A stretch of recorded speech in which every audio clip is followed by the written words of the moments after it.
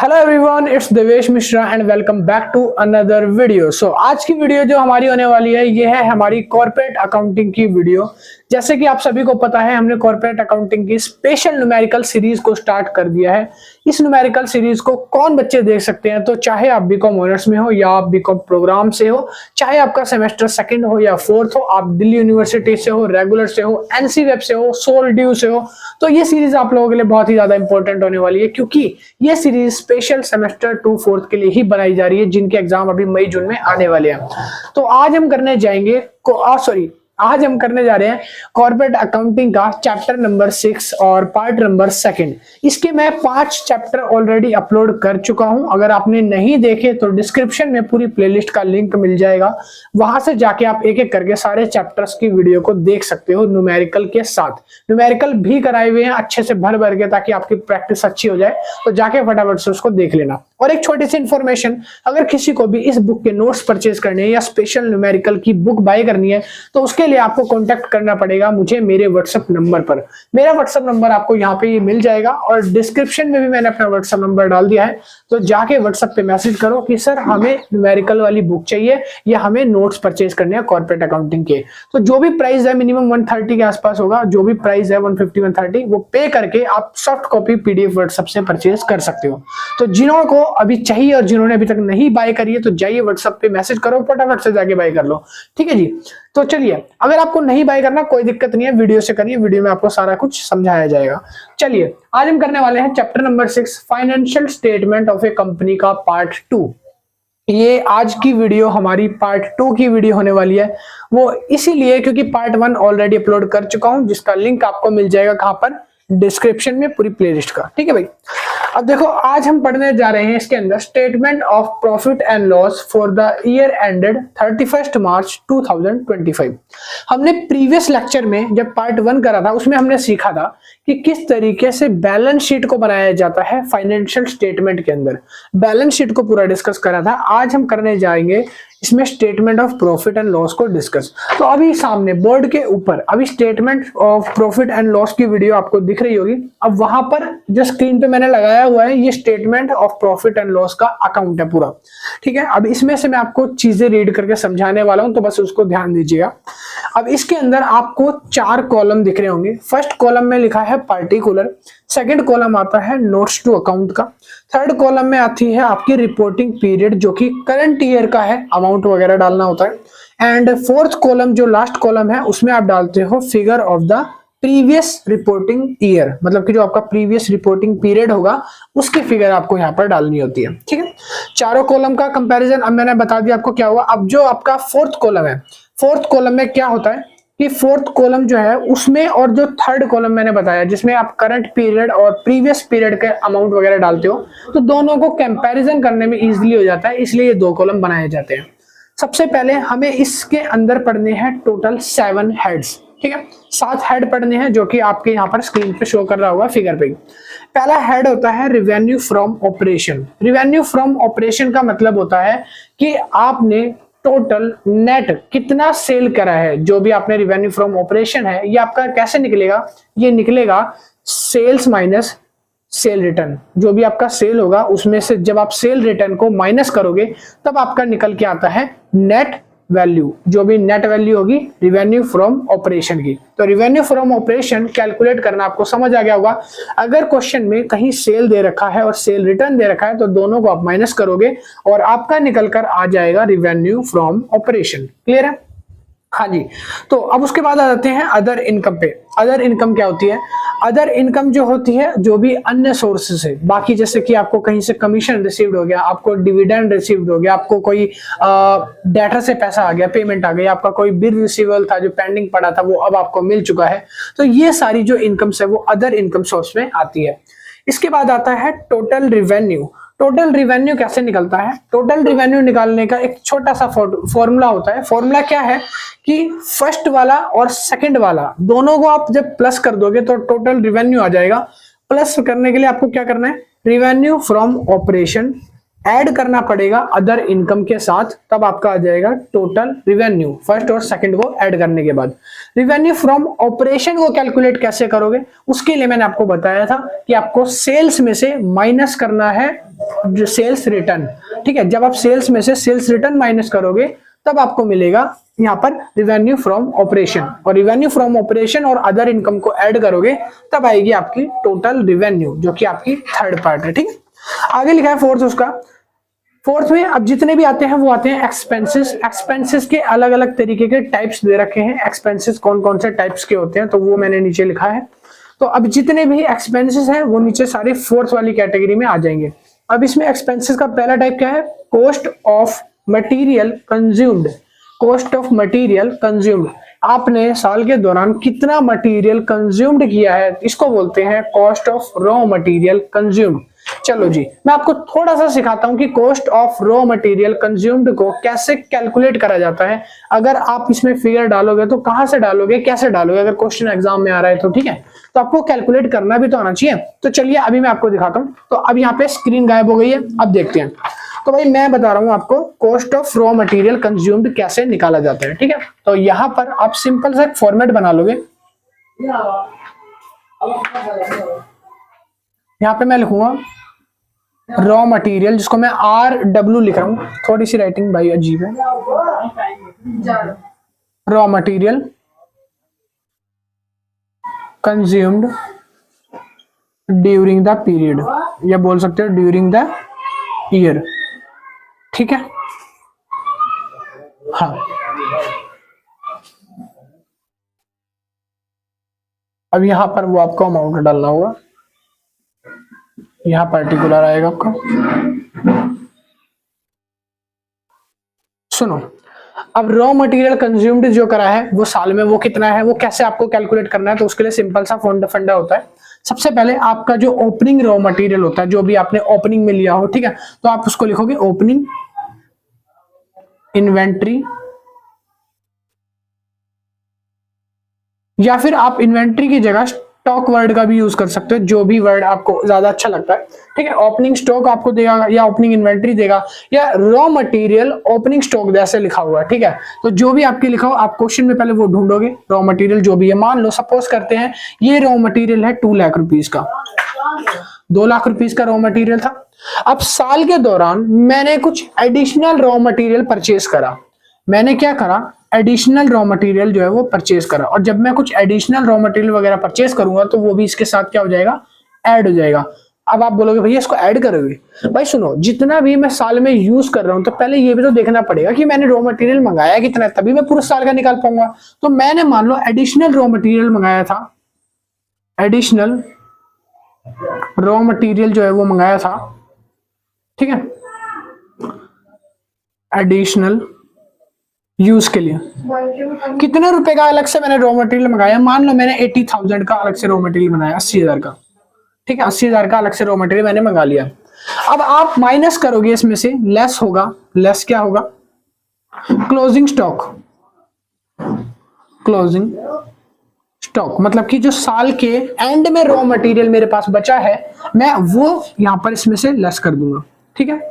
देखो साल के एंड में मान लो अभी मेरे पास कितना रॉ मटेरियल है, 2 लाख रुपए का पहले था, फिर 80,000 का और खरीदा तो 2,80,000 हो गया इन दोनों को मिला के, ठीक है, 2,80,000 इतना हो गया।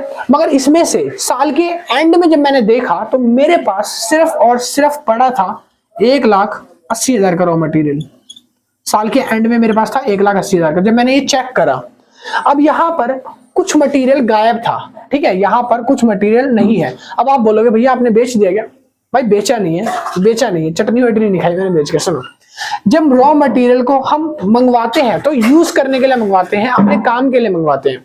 तो रॉ मटेरियल जाहिर सी बात है फिर वो काम में यूज हो गया होगा, खर्च हो गया होगा। कितना खर्च हो गया, अभी मेरे पास 1,80,000 है साल के एंड में और 2,80,000 शुरू में था, तो अगर मैं इसको माइनस कर दूं तो कितना आएगा, 1 लाख। मीन्स कि 1 लाख रुपए का जो रॉ मटेरियल है, ये जो रॉ मटेरियल था ये क्या हो गया है, ये हो गया है हमारा यूज्ड, या फिर बोल सकते हो consumed during the period. During the period, साल के दौरान मेरा इतना रॉ मटेरियल यूज हुआ है। अब आपके सामने ये समझ आ गया होगा, अब आप इसका एक बार स्क्रीनशॉट ले लो भाई, ले लिया। अब आपके सामने वही दोबारा से statement of profit and loss की शीट आ गई होगी दोबारा से। सुनो, अब जहां पे लिखा था ना cost of raw material consumed, जहां पर एक्सपेंसेस के नीचे, अब उस जगह पर आप ये अमाउंट डालोगे 1 लाख रुपीज का, जो अभी मैंने आपको करके दिखाया था, वो 1 लाख रुपीज का अमाउंट आपको डालना है कॉस्ट ऑफ मटेरियल यूज्ड की जगह। समझ आई? आगे लिखा उसके बाद purchase of stock in trade, और उसके नीचे लिखा है change in inventory of finished goods, उसके नीचे लिखा है work in progress and stock in trade. तो भाई देखो, अब नीचे जो चीजें आई है ना, purchase of stock in trade कि जो आपका परचेज ऑफ स्टॉक है ट्रेड में वो कितना है, चेंज इन इन्वेंट्रीज कितना है, CIN कितना है, फिनिशिंग गुड्स कितना है, वर्क इन प्रोग्रेस WIP कितना है, और SIP कितना है, ये सब चीजें। तो अब इन सब चीजों को भी कैसे कैलकुलेट करते हैं, दोबारा एक बार स्क्रीन पे चलते हैं। तो अब यहाँ से दोबारा से शीट गायब हो रही है, चलो स्क्रीन पे, ठीक है, चलो यहाँ पे आ गए। अब यहाँ पर मैं आपको बताऊंगा कि किस तरीके से आपको ये सारी चीजें लिखनी होती है। यहाँ पे आप डाल दोगे उसका अमाउंट जो भी रुपीज में आएगा, ठीक है। यहाँ पर आप पार्टिकुलर डाल दोगे, ये तो बना लोगे, छोटे बच्चे तो हो नहीं, पर्टिकुलर, ठीक है। तो अभी यहाँ पर मेरे को चीजें डालनी है, वो डालनी है purchase stock in trade, change in inventories. तो मैं डाल देता हूं यहाँ पर purchase stock in trade, change in inventories, change in inventories, ठीक है। इस तरीके से आप लिख लेना। वर्क इन प्रोग्रेस को मैं वर्क इन प्रोग्रेस WIP, और मैं साथ साथ डाल दूंगा SIT, इसका मतलब होता है स्टॉक इन ट्रेड, ठीक है। तो मैंने चारों चीजें डाल दी। अभी इनका जो अमाउंट होगा ना, वो इनके सामने मान लो मैं डाल देता हूँ, सबका अमाउंट मैं मान लेता हूँ, कुछ भी लेता हूँ, X मान लेता हूँ 10,000, 1 2 3 4 10,000, ये है 20,000, ठीक है। और इसका है इन दोनों का मिलाकर अगर मैं बोलूँ तो दोनों का 10,000 है, सपोज कर लो 10,000 ये है और 10,000 वो है। अब टोटल कितना हो गया वो देखो, टोटल कितना हो गया, ये था आपका ओपनिंग, क्या था, ओपनिंग, ठीक है। ओपनिंग मतलब साल के शुरुआत में आप कितना कितना माल लेकर आए थे, ये ओपनिंग है आपका। अब ये ओपनिंग टोटल करो, सारे मिला के यहाँ पे लिख दो 50,000, 10 20 30 40 50, 50,000 हो गया। अब साल के एंड में कितना बचा वो देखो, तो यहाँ पर आ जाएगा क्लोजिंग, क्लोजिंग, क्लोजिंग में फिर दोबारा यही लिखो, दोबारा परचेज स्टॉक इन ट्रेड, कितने का बचा, मान लो सपोज करो वो बच गया 2,000 का, सिर्फ 2,000 का। और उसके बाद चेंज इन इन्वेंट्री, उसके बाद WIP, और उसके बाद SIT, ये भी आपका बच गया 1,000 का, ये आपका बच गया 1,000 का, और नीचे वाला आपका बच गया 2,000 का। टोटल कितना बच गया अभी यहाँ पे कैलकुलेट कर लो, 2,000 4,000 5,000 6,000, 6,000 का माल आपका एंड में बचा है। साल के दौरान कंज्यूम्ड कितना हो गया, तब आप क्या करोगे, इसको यहाँ पे लिख लोगे, सॉरी 6,000 रुपए का माल जो है आपका लास्ट में बचा है। अब आपको कैसे निकालना पड़ेगा, तो दोनों को माइनस करना है, ओपनिंग स्टॉक में से क्लोजिंग स्टॉक को माइनस करोगे, ये आपका हो गया फर्स्ट, ये आपका हो गया सेकंड। तो फर्स्ट में से सेकंड को माइनस करोगे, टोटल निकालना लगेगा। तो टोटल एनुअल कैसे निकालोगे, फर्स्ट माइनस सेकंड, तो आपका निकल जाएगा थर्ड, मतलब कि टोटल। तो 50,000 में से 6,000 माइनस कर दो, जितना बचेगा 46,000, वो हो गया कंज्यूम्ड आपका।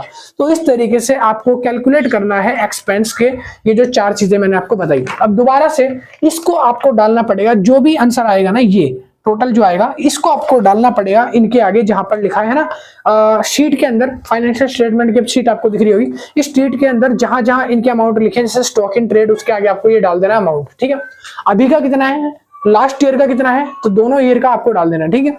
उसके नीचे अब हम बात करते हैं, नीचे लिखा है एम्प्लॉय बेनिफिट एक्सपेंसेस, आपको स्क्रीन पे दिख रहा होगा।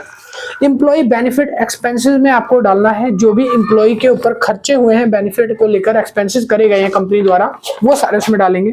फिर आएगा फाइनेंस कॉस्ट, जितनी फाइनेंस कॉस्ट होगी वो आपको डाल देनी है। फिर नीचे आएगा depreciation and amortisation expenses. Depreciation होता है जब आपका PEP पे, मतलब प्लांट एंड मशीनरी, इक्विपमेंट, इन सब पे जो खर्चा हुआ है आपका, जैसे टूट फूट वगैरह, मशीन की ऑब्सोलेंस हो गई, चोरी हो गई, तो इन पे जो भी खर्चा आया होगा वो आप डेप्रिसिएशन एंड अमोर्टाइजेशन एक्सपेंसेस में डालोगे। फिर आएगा अदर एक्सपेंस, इन सारे एक्सपेंस के अलावा जो एक्सपेंस बच गए वो सारे अदर एक्सपेंसेस के अंदर आएंगे, ठीक है। उसके बाद आता है अगला, जिसका है 6th पार्ट। अब यहाँ पर सारे एक्सपेंसेस का टोटल होएगा, जितने भी एक्सपेंसेस 4th में बताए थे मैंने, ठीक है। तो वो 4th के सारे एक्सपेंसेस का टोटल ऐड कर कर आप लिखोगे टोटल एक्सपेंसेस के अंदर 5th पोर्शन के अंदर, ठीक है। अब आ जाओ यहाँ पे नीचे बिफोर टैक्स, जहां पे लिखा है प्रॉफिट बिफोर टैक्स कैसे निकलेगा? अब निकलेगा प्रॉफिट बिफोर टैक्स। कैसे निकलता है प्रॉफिट बिफोर टैक्स? तो जो थर्ड वाला पोर्शन था उसमें से माइनस कर देना है फोर्थ वाला पोर्शन। थर्ड वाला पोर्शन जो था, जहां पर आपका थर्ड का नंबर डला हुआ है, उस थर्ड वाले पोर्शन का जो टोटल था उसमें से आपको माइनस कर देना है कौन सा? फोर्थ वाला पोर्शन, मतलब कि total revenue minus total expense, तो आपका निकल जाएगा प्रॉफिट बिफोर टैक्स। समझ आया? प्रॉफिट बिफोर टैक्स निकल गया। सर प्रॉफिट टैक्स को हटा के निकला, यहाँ पे बिफोर टैक्स है, मतलब कि टैक्स लगने से पहले प्रॉफिट निकाला हमने, तो टैक्स लगा दो ना, इसके ऊपर लगा देते हैं। तो सिक्स्थ में देखो लिखा है लेस टैक्स। अब इसमें से टैक्स लेस कर दोगे, जो भी टैक्स बनेगा 10%, 20% वो माइनस कर देंगे। किसमें से माइनस करेंगे? जो प्रॉफिट बिफोर टैक्स बना था उसमें से 6 माइनस कर देंगे। फिर 7th नंबर पे आ जाता है आपका प्रॉफिट और लॉस फॉर द पीरियड। अब आपका निकल कर आ जाएगा कि प्रॉफिट और लॉस हुआ है इस पीरियड के दौरान, वो कितना हुआ है, तो आपको माइनस करना जब आपको 5th में से 6th को, तब निकल कर आएगा। तो जो 5th वाला आपकी थी उसमें से आप माइनस करोगे 6th वाली, प्रॉफिट बिफोर टैक्स में से माइनस जब कर दोगे, लेस कर दोगे, सॉरी टोटल एक्सपेंस में से आप माइनस कर दोगे प्रॉफिट बिफोर टैक्स को, तब उसके बाद आपका निकल के आ जाएगा यहाँ पर profit of the loss of the period. समझ आया? बहुत अच्छे। तो भाई बस यही था, यही आपका फॉर्मेट रहेगा statement of P and L का, और इसी तरीके से आपको क्वेश्चन करने हैं प्रॉफिट एंड लॉस के लिए। ठीक है, इसके अंदर कोई अदर चीज स्पेसिफिक ज्यादा नहीं है बड़ी जो आपको मुश्किल हो। हाँ, अब छोटा सा कॉन्सेप्ट और मैं बता देता हूँ। जैसे मैंने शुरू में बताया था कि रिवेन्यू फ्रॉम ऑपरेशन कैसे निकलता है, मैंने बताया था सेल्स होती है एक तरह की, इसमें आप सेल्स निकालते हो, नेट सेल। नेट सेल निकलती है सेल माइनस सेल रिटर्न। ठीक है, मगर कुछ केसेस में ऐसा नहीं होता। कुछ केसेस में हम रिवेन्यू फ्रॉम ऑपरेशन को सेल एग्ज्यूम नहीं करते। क्यों नहीं करते, उसके लिए आपको देखना पड़ेगा। पहले मैं इसको रब कर देता हूं, इसका स्क्रीनशॉट ले लो। जैसे यहाँ पे मैंने लिखा है रिवेन्यू फ्रॉम ऑपरेशन मतलब क्या होता है? Net sales. नेट सेल्स कैसे निकलती है? सेल्स में से माइनस करके सेल्स रिटर्न को। अब यहाँ पर कुछ कंपनी ऐसी होती है जिनके पास रिवेन्यू फ्रॉम ऑपरेशन का मतलब होता है सेल्स। कुछ कंपनीज ऐसी होती हैं जिनका रिवेन्यू फ्रॉम ऑपरेशन का मतलब सेल नहीं होता, क्योंकि इनकी कुछ वो फीस की तरह होता है। तो कंपनीज मैंने लिखी है, 2 कंपनीज होती है, एक है मैन्युफैक्चरर एंड ट्रेडिंग कंपनी। तो यहाँ पर लिख लेना इस जगह पे, एंड ट्रेडिंग कंपनीज। ठीक है, और दूसरी आती है सर्विस एंड प्राइवेट सेक्टर, जो भी है सर्विस वगैरह के सेक्टर्स वाली कंपनी। वो जो मैन्युफैक्चरिंग कंपनी है ये क्या करती है? चीजों को प्रोड्यूस करती है, मैन्युफैक्चरर करती है, बनाती है। जब ये बनाती है ना चीजों को, तो उसके बाद वो बेचेगी तो उसकी सेल्स होगी। सेल्स में से कुछ उसका रिवेन्यू सेल रिटर्न में आएगा और कुछ सेल में जाएगा। तो इसकी जो नेट सेल है वो गुड्स से होती है। किससे होती है? गुड्स से। अगर कंपनीज गुड्स में डिलीवर कर रही है या गुड्स में सप्लाई कर रही है, तभी उसका जो सेल होगा वो सेल रिटर्न और सेल माइनस होकर नेट सेल बनेगा, जो कि रिवेन्यू फ्रॉम ऑपरेशन में जाएगा। अगर वो कंपनी जो है गुड्स में डीलिंग नहीं करती और वो सर्विसेज में डीलिंग कर रही है, जैसे ये वाली, तो सर्विसेज के केस में वहां पर कोई सर्विस रिटर्न नहीं होती, इसलिए वो सेल रिटर्न नहीं आएगा और ना ही उसका रिवेन्यू फ्रॉम ऑपरेशन कहलाएगा कि सेल माइनस सेल रिटर्न। ये किस केस में? जब सर्विसेज दे रही हो कंपनी। अगर वो कंपनी गुड्स दे रही है तब वो रिवेन्यू फ्रॉम ऑपरेशन कहलाएगा। अदरवाइज अगर वो गुड्स में डीलिंग नहीं कर रही तो रिवेन्यू फ्रॉम ऑपरेशन के टाइम पर आपको अगर सर्विस की कंपनी मिली है तो इनमें से आपको वहां पर फीड नहीं करनी वैल्यू। ठीक है, आगे देखते हैं सर्विसेज में कौन कौन सी कंपनी है। सर्विस में सर्विस कंपनी जो है ये आपको क्या देती है? ये रिवेन्यू कैसे करती है? सर्विस देती है और उसके बदले में फीस लेती है। जैसे कोई कंसल्टेंट कंपनी हो गई, सीए, चार्टर्ड अकाउंटेंट वगैरह। ठीक है, ये आपको सर्विस देंगे, अपनी सर्विस के बदले में फीस चार्ज करेंगे। तो यहाँ पर कोई सेल रिटर्न की बात ही नहीं होती। ऐसे ही दूसरी कंपनी ले लो, फाइनेंस कंपनी, जो आपको फाइनेंस देती है। ठीक है, ये आपसे फाइनेंस लेगी। देखो, जब फाइनेंसिंग कंपनी की बात होती है तो यहाँ पर आता है इंटरेस्ट, डिविडेंड रिसीव्ड। तो यहाँ पर कंपनी से हम लोगों को इंटरेस्ट मिलता है, डिविडेंड रिसीव होता है। यहाँ कोई सेल या सेल रिटर्न नहीं होती, तो इस वजह से इसको ऑपरेटिंग वाले में नहीं डाला जाता। ऑपरेटिंग फ्रॉम रिवेन्यू में इसको नहीं आता। वो आता क्या है? आता है सिर्फ गुड्स वाले केस का। जब कंपनी गुड्स में डिलीवर कर रही हो माल, तब उसको हम लिखेंगे। अदरवाइज सर्विसेज में डिलीवर कर रही है तो रिवेन्यू फ्रॉम ऑपरेशन नहीं बनाना। ठीक है, तो ये था आपका प्रॉफिट एंड लॉस स्टेटमेंट जिसको बोलते हैं, पूरा कंपनी का किस तरीके से आपने फॉर्मेट है वो समझ लिया। अगली वीडियो में न्यूमेरिकल्स थोड़े लाने की कोशिश करेंगे, न्यूमेरिकल्स आपको जल्दी कराएंगे, ठीक है।